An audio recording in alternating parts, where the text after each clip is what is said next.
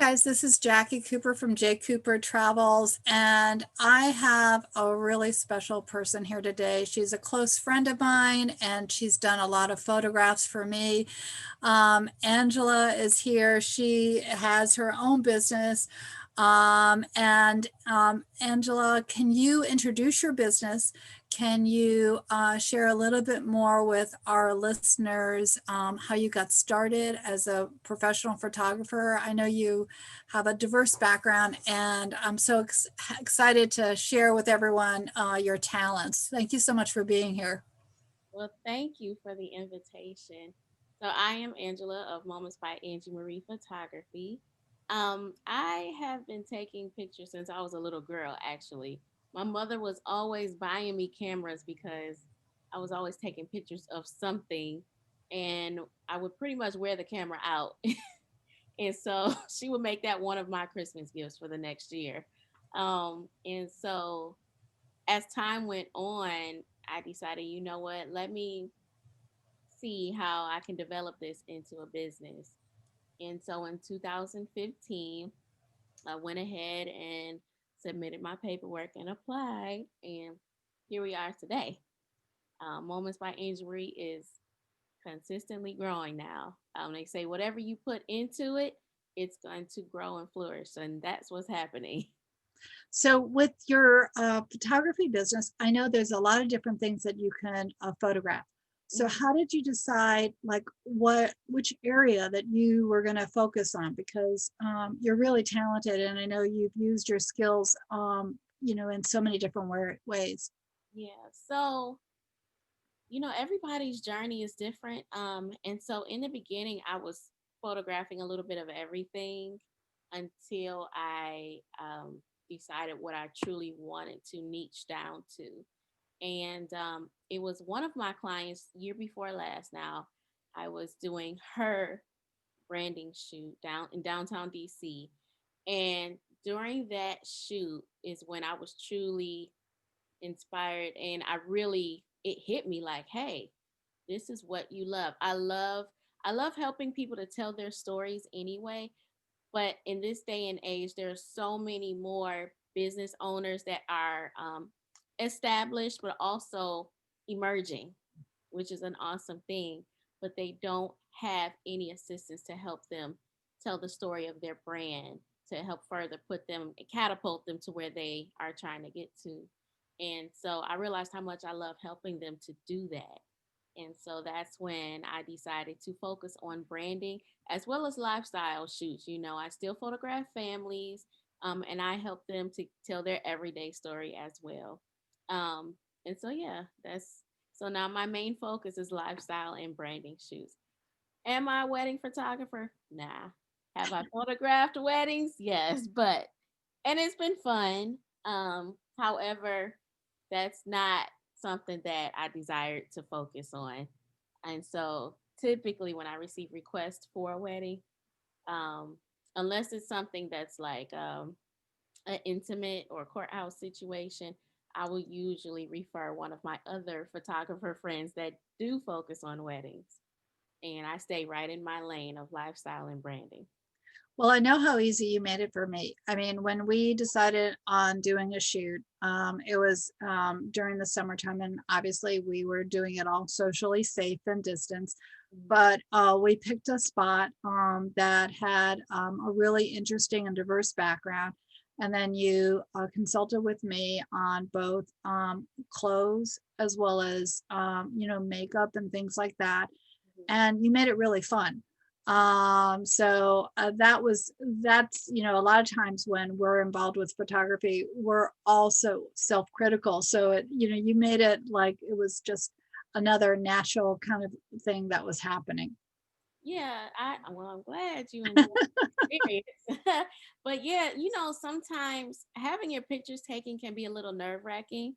Yeah. Um, I had my pictures the last time I had mine done, y'all don't get me, but it's been 2 years now, so I'm definitely due for another. I have to contact one of my friends, but um, I was a little nervous myself. It takes a minute to kind of warm up in the beginning. And so my job is I really aim to help my clients feel as comfortable as possible And I'm naturally just silly. I love to joke, I love to laugh, and I just like, I enjoy life. So I like to have fun. And if we're going to take these pictures, I want you to enjoy your experience as well. So I know we haven't prepared on the question, so hopefully you'll have an answer. What is the most unusual spot that you might have taken photographs in? Unusual spot. Yeah. I know you were telling me the other day about a beautiful house that one of your clients was, had rented. Oh, But what about different locations that you might have gone to actually do the photography? oh, I can give you one. Speaking of the house, that one has not happened yet. It's actually coming up this Saturday. So I'm very excited. It's a 50th birthday. The couple both turned 50. Well, the husband turned 50 back in August. The wife is turning 50 this Friday. And they are also celebrating their 23rd wedding anniversary. So it's like a combination celebration shoot. And so I'm really looking forward to doing that. And it's going to be held at a huge mansion way out in some other part of Maryland. But I would have to say an unusual spot was I took a friend on to the Woodrow Wilson Bridge, which is the bridge that connects Maryland and Virginia. And I took her pictures on there.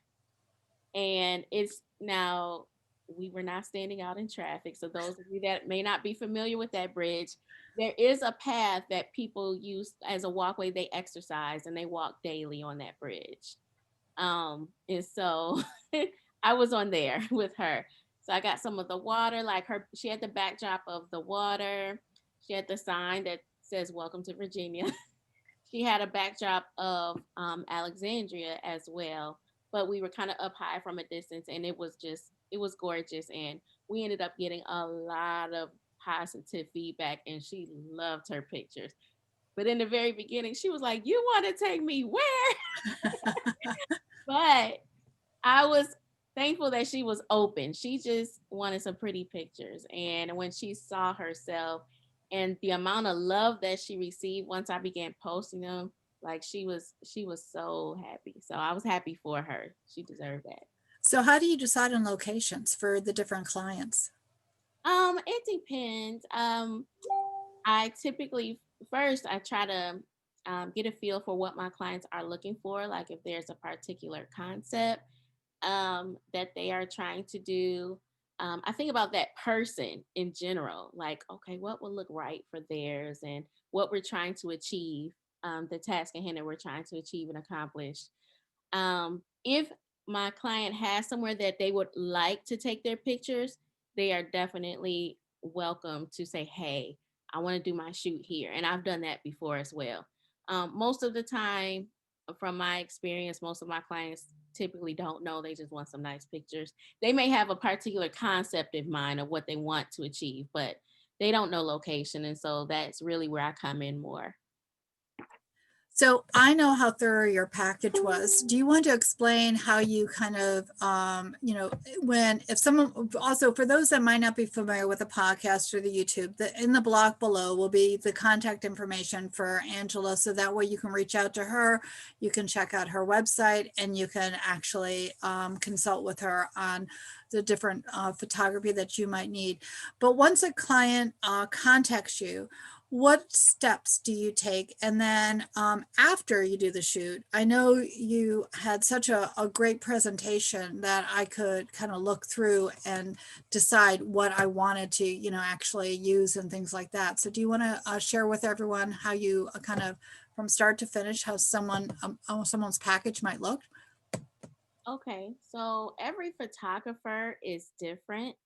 Um, our packages are different. We all vary depending on what your focus is. Our prices are different. Especially prices vary on many things. One thing that comes into play is the market that we live and work in, right? And so um, that plays a role as well. Um, and so when someone initially contacts me, I usually respond. I see the email and I usually respond back within 24 to 48 hours. And that person is told that when they complete the initial form request on my website as well. And so I believe in timeliness of that communication. And I usually will respond back and ask them the best time to speak so that we take it offline, and then I can actually talk to you on the phone and get to know you. And I ask, I may ask a few questions like, tell me a little bit about yourself. What are you looking to accomplish, with your shoot? Do you have a particular concept in mind? How many people are going to be involved? I have to plan with that as well, whether it's going to be a single person or a small group of people, or if it's going to be a larger group. Um, and We discuss dates, and then I usually will draw up their contract as well as their invoice. I require all of my clients to pay a 50% non-refundable retainer, and that is due at the time that you're ready to book your session. That holds your date. That holds your date. And so the other 50% of your money is due the day of the session. I am switching to day before coming up, but yeah, it's usually due the day of the session. And yeah, and so usually after your session, I typically would try to send what I like to call sneak peeks. And they're usually about like maybe 3 to 5 initial photos as like a teaser.